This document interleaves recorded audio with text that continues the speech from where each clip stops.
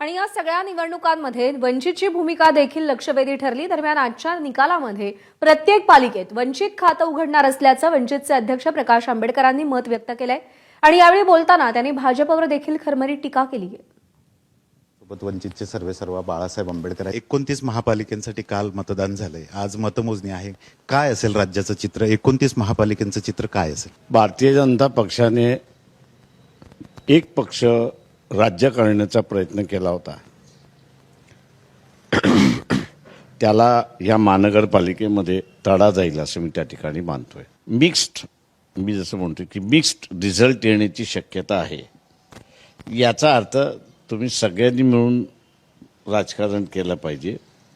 एकाची दादागिरी जी आहे, एकाची आतंकवाद जो आहे, तो लोकांनी सांगितलं की आम्हाला मान्य नाही आहे।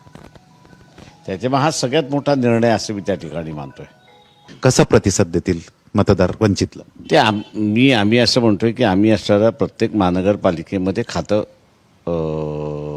उघडेल आमचं, तेव्हा आम्ही निवडून येणं सगळं ह्याच्यामध्ये याचा बदलता स्वरूप मी जर पाहिलं तर वंचितांना स्वतःचं वेगळं राजकारण आता झालं पाहिजे असं त्यांना वाटतंय।